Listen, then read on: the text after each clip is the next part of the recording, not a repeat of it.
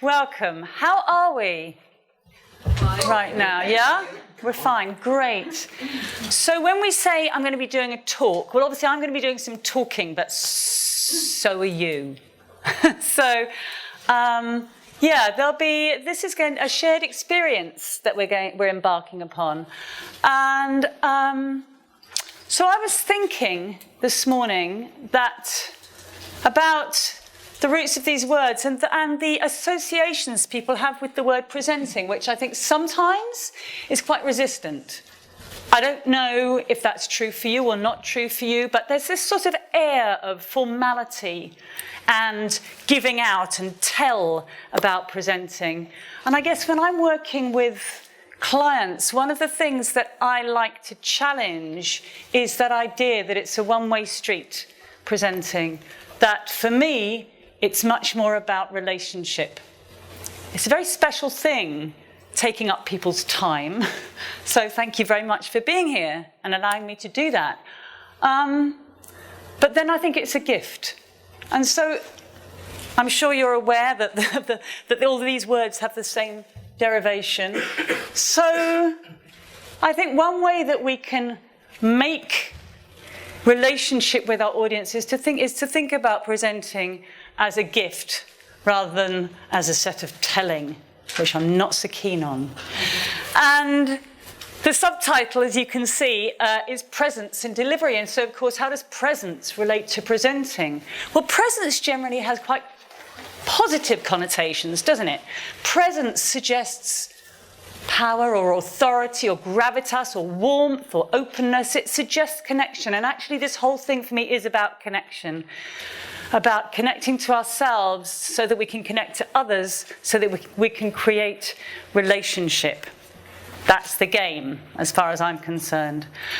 And then that requires, therefore, being present and choosing to be right here, right now, so that that gift, the present, can emerge. So my intention is that over the next 30 minutes, we spend some time exploring that together. This notion of presence being connection to ourselves so that we can connect to others. And when clients come to me, they want a whole variety of things. Of course, they might want something quite abstract, like more confidence, or to be more engaging, or to be more authoritative. And they might be something quite specific, like, I want a deeper voice, or I want a more interesting voice, or I want to work out my posture. Now, all of those things are in the same pot, connected for me. It's like this business about being able to connect requires awareness, and of ourselves, of course, and noticing of others. And there are skills that can help us. There's technical stuff around body and voice that can help us too.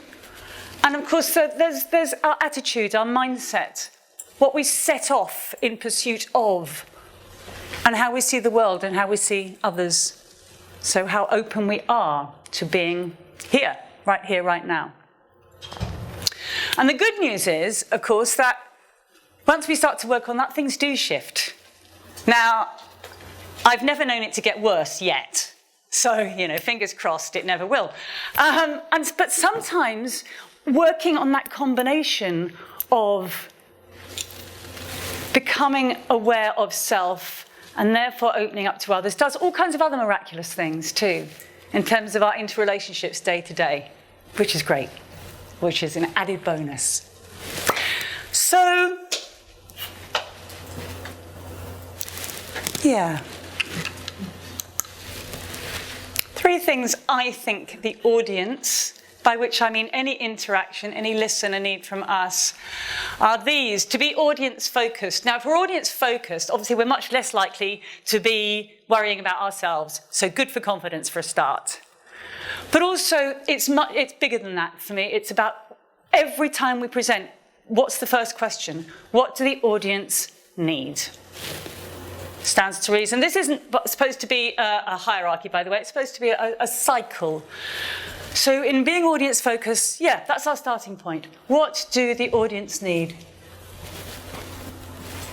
Well, one of the things they probably need is for me, for you, to be energized, to be present, to be engaged and caring and passionate about the subject.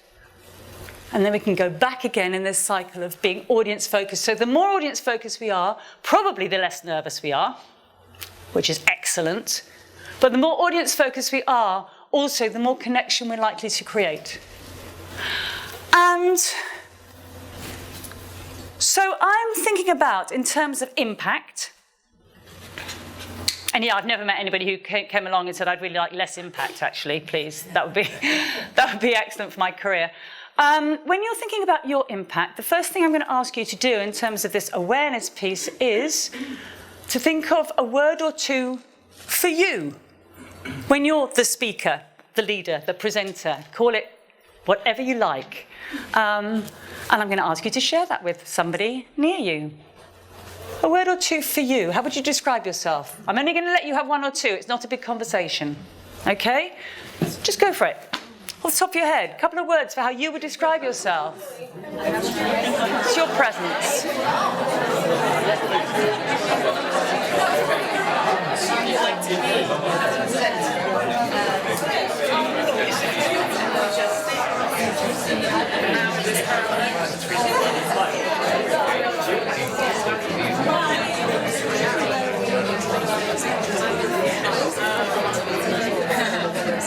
Okay, that was it.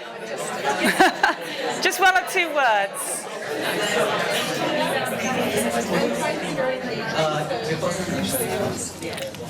Can we just hear a couple of those? What kind of words came up? Just share some. Yes. Performance. Performance. And that's how you are? You're a performer in that role. Is that what you mean? That's the first word that the first word that came in.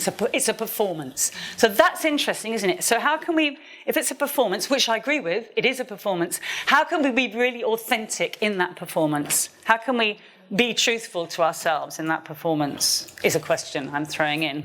And Enthusiastic. Enthusiastic. Enthusiastic. Lovely. Gorgeous. Energized. Spontaneous. Spontaneous. That is great. And how do you allow yourself to be spontaneous? What gives you permission to do that? Being up there. Okay. So lovely. So if we're energetic and we're spontaneous and that's part of the performance, lovely qualities, I agree. Engaged, enthusiastic, energized, all of those things are important. Anything else that you think is really important? Preparation. Yeah, Preparation, for sure. And what does that give you? Confidence. Yes. So there are all kinds of things we can do to set the best possible conditions for creating a powerful, energized, enthusiastic, spontaneous performance that will allow us to take the audience where we want them to go with us, for sure. And there's the bit that comes from the inside, and there's the bit that we can do practically that comes from the outside, which is do the work. So just thinking about the bit that comes from the inside, a lot of the things that clients also say to me about what gets in the way of this wonderful, spontaneous, engaged, energized, confident performance is stuff that's going on internally for them. Yeah. And I think, again, this is a cycle of working from the inside out. Obviously, we know how we feel affects how we show up to people. I think there's a lot to be said for practicing skills, for learning to manage our physical state, our physiological state, that can also enhance our confidence. And through practice, we chip away at the things that are getting in the way of that connection. And sometimes all of us will feel like rubbish. We'll all be scared sometimes. We will all feel a barrier that we're finding an effort to climb over. And sometimes it's easy and we're in flow. So I guess one of the things I'd like to explore is what are some of the conditions that we can set that are most likely to keep us in flow. So for now, I'm going to ask you to do one more thing, but it's a reflective thing. I'm going to ask you just to think, take your energy, your focus away from the busy brain, the brain where the amygdala is doing its work and setting our hormones in place and giving us judgments about each other all the time, especially when we first meet. So, of course, by now you'll have made millions of judgments about me, consciously and less consciously, and I will of you, probably rather less consciously so far. And we know that. It's just the truth. It happens when we first meet people. So, take it away from that busy brain for a moment and just down to somewhere quite deep in your body is my invitation. And think about, imagine a centre of energy and courage and whatever words are meaningful to you, balance, equilibrium, calm, and just place a hand somewhere on your body and allow yourself to imagine that that is that place. And that it's always there. Because, of course, if you wish it to be, it is always there. And we know that thought creates feeling, and we know that feeling creates behaviour. So let's just start with the thought of having a really powerful place inside. Okay.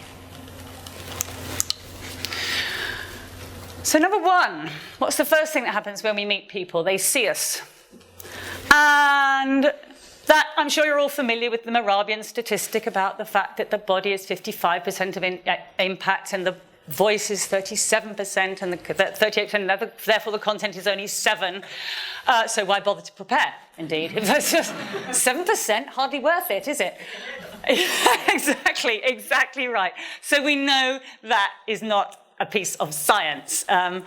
However, what we also know is that as soon as we meet somebody, the first thing they're judging is what they can see, because that is what the primal brain is assessing, whether it likes it or not, whether it finds it attractive or not, whether it feels safe with it or not.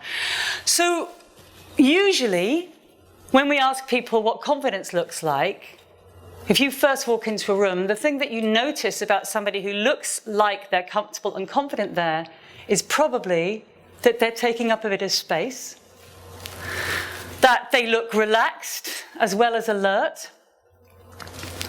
They've probably got quite a relaxed breathing pattern going on. And that means that they're probably able to be really open with their eye contact and use a lot of peripheral vision. Because what fear does to us, of course, is shuts down our peripheral vision. So actually one of the things that we can do, both to be noticing the audience, noticing others, and to give this impression of ease and confidence, is to use your peripheral vision, to really open up your eye contact with people. And of course, that's a lovely thing for any audience too, to be seen. It's really important that we're seen.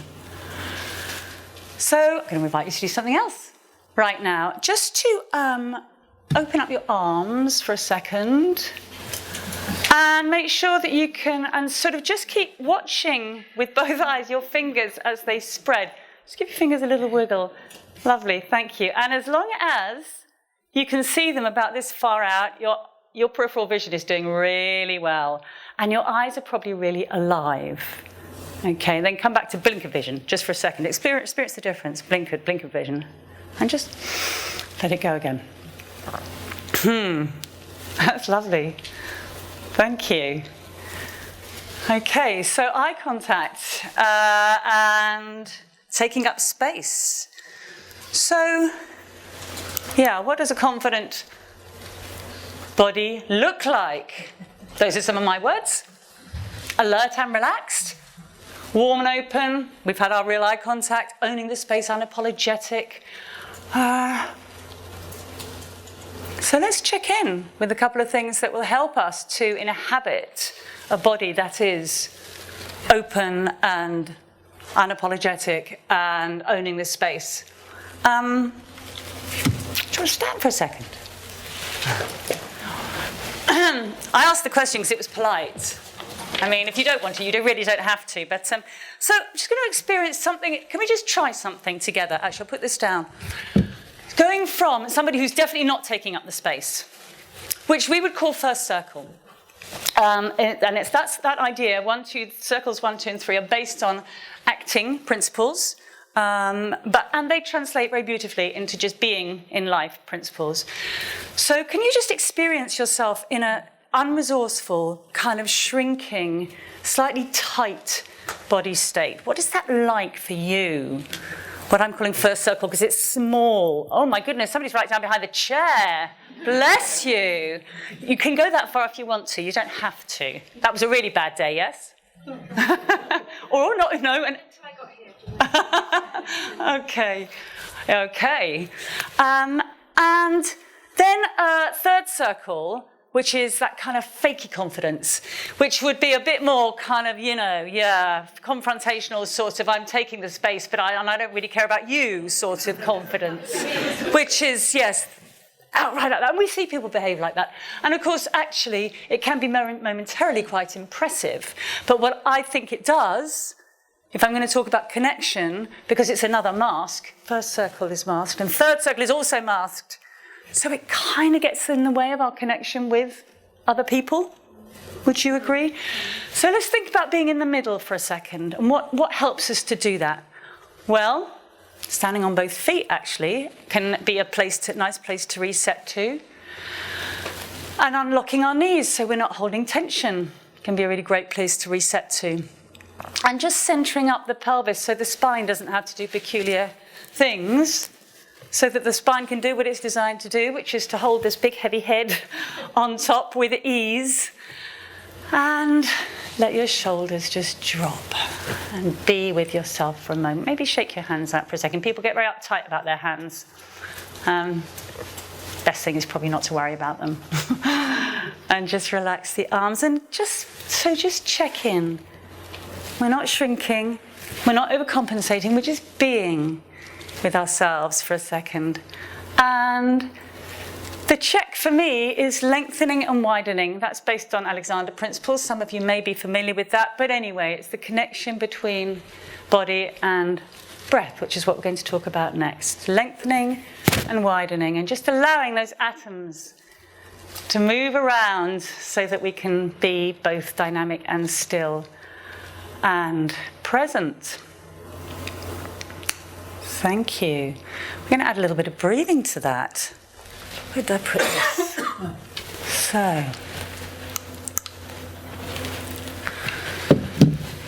So, we also know that for confident presence, for a supported voice, and to take our heart rate down and self-regulate, breathing is really key. And we also know that when we're going into fight or flight, that's quite hard to reset because the breathing becomes very shallow and it goes up into our shoulders and our upper chests. And actually, some of us breathe like that most of the time. So, again, that ability to kind of open up and have tools with which to reset and reconnect. Let's just get into allowing the breath to deeply drop into our lungs. I think you probably all know that underneath that set of lungs and capillaries there is the diaphragm. I would guess that you probably do. And that's the muscle that drops and allows the lungs to expand and to encourage the ribs to come up and out. So again, thinking about that nice low center of courage, repose, whatever it was for you in the body. Put a hand back there, if you would. I'm going to invite you to do that. And soften and just allow the breath to drop right down into that center. And maybe at the same time, for those of you who are more technical, maybe a hand on the bottom of your ribs so that you can feel them just gently swinging up and out as you let the breath drop in. So I'm connecting in-breath here to inspiration. I'm just going to plant that thought for a moment. Again, same derivation for the word. As we think and become inspired by allowing our breath just to drop into our bodies nice and deeply, and to mitigate against crazy limbic brain, and to mitigate against hormones sending us off course, and to provide the fuel for our voices. So I'm just going to invite you to take 3 or 4 breaths, just softening and allowing the breath to drop right the way down to where your hands are, feeling the muscles respond a little bit, and then gently engaging back as you breathe out. Because, of course, the breath is the fuel for the voice. We think as we breathe in, and we express that thought in speech as we breathe out.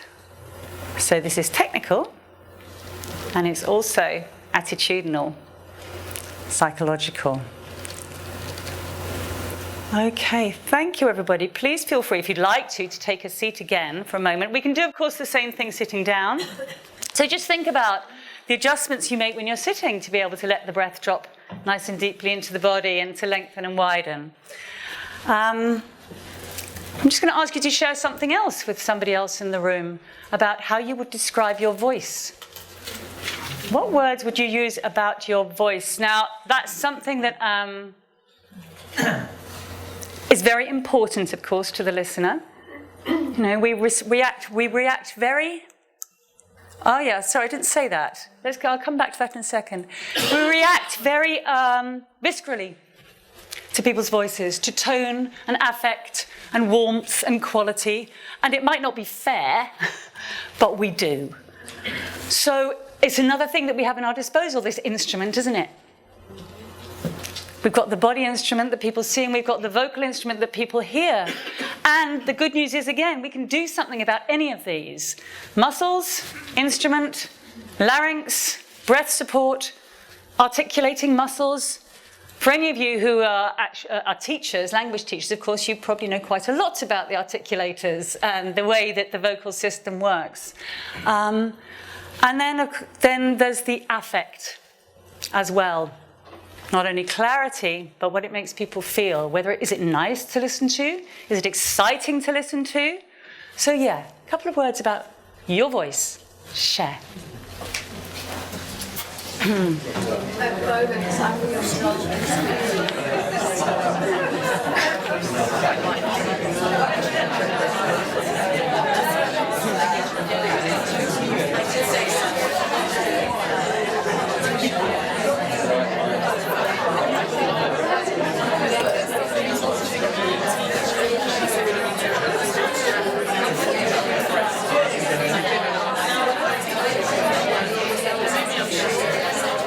And as soon as you can, let's come back together.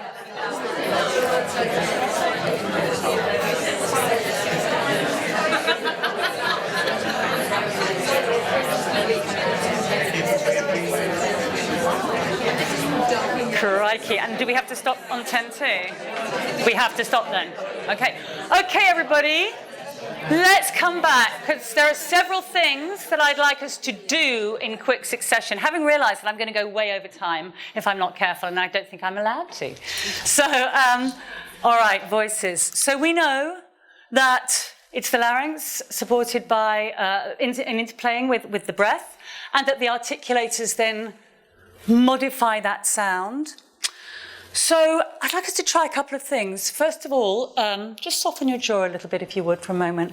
Make space in the mouth for sound to be magnified and amplified, and for all those lovely vibrations to make best use of the oral space. And this fantastic, back to inspiration, opening of Henry V chorus at the beginning, which is asking us to let our imaginations fire up to compensate for all the things they can't afford in the production, like 1,000 soldiers and 20,000 horses. So imagination. This has got some fantastic vowels, has it not? This couple of lines. So I'm going to invite you to. So we've got our sense of centre. We've got our breath dropping in really nicely. We've got ourselves lengthening and widening and letting go and letting our energy work for us. And let's link our voices to that and allow this line to sing. Would you join in? Are you prepared to come with me and really relish the vowels of this line? So we're softening the jaw. We're aware that we're supporting with the breath. We're letting our bodies have energy and presence. And let's go. Let's really enjoy this line. Yep, here we go. Oh, from muse of fire that would ascend the brightest heaven of invention, Gorgeous. Now, nobody's telling me that lacked passion and music. That had passion and music. And if we allow ourselves to allow our voices to sing, they will sing. So, of course, one thing that is great to practice on is singing. Singing anytime you like, in the car, in the bath, with your friends. One more. Let's give that one more. Okay, here we go. Oh, from muse of fire that would ascend the brightest heaven of invention. So lovely. Thank you. That was full of heart. And that's part of this for me, of course. It's like, yeah, how do I get my heart into this? Okay. We know about intonation. We could play with the different emphases on I never said you stole my blue hat, lots of different ways. I never said you stole my blue hat. I never said you stole my blue hat. Of course we could. We're not going to because we haven't got time. But we get the point. There are lots of ways of playing for ourselves and with students about having fun with, but really making it easy for the listener to get our meaning. So easy not to, is it not? If we don't, a lot of the people I work with have really quite monotone voices. So, and they know it. They know it. So how do we crack that? Well, let's attach specific meaning. And you know how you feel about the other person. And we want to hear how you feel about the other person in your voice. Okay, let's go. I'm going to just give you about 30 seconds to play with this. Just give it once.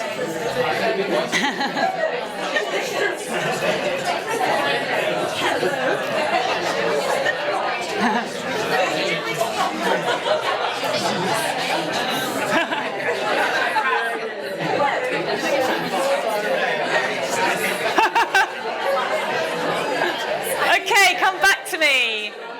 That's all the playtime you've got. So yes, we can, and we know that. Again, the point here is harder sometimes when we're presenting for the audience to know how they're supposed to feel, because we're not in that immediate conveyance. Like, so what do I do with my voice to help the audience know how they're supposed to feel about what I'm saying? And I'll come back to that in just a second. But first, head and heart. So, we're not out of the woods yet. We've given a good impression with our bodies. We've tried to calm down their limbic brain making bad judgments about us. We've got our breath in place. We're taking space. We are supporting our voices and their musical. But of course, we still have to clock into their preferences in terms of how we convey the information. And we need both of these, don't we?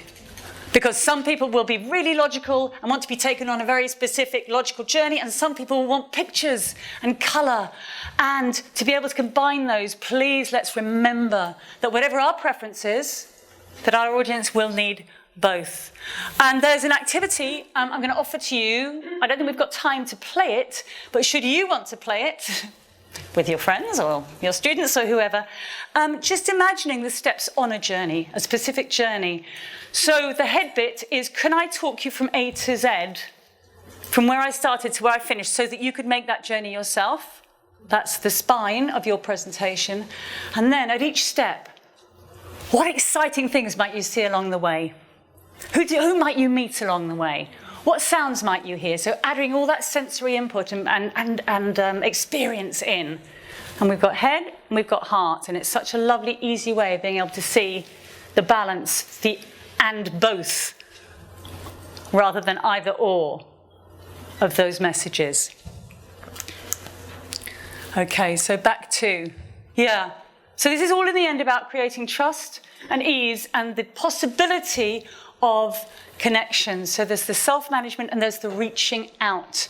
And I picked Kevin Spacey because he's so completely awesome when he's doing his weighty thing, And it's always quite surprising that you get the other half of him, which is that kind of affable, laid back, absolutely charming presence. So yes, my question is, how do we authentically tap into both our authority and gravitas and our warmth and relationship when we are under pressure, when we are the one who is doing the speaking, when we are the one who is doing their absolute best to give the gift and create connection and relationship and take people on a journey?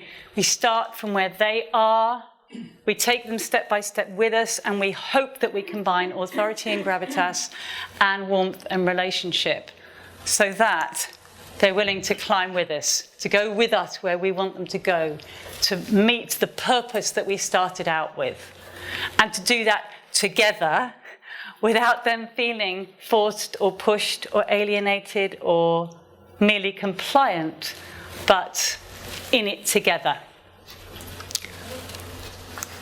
Thank you very much.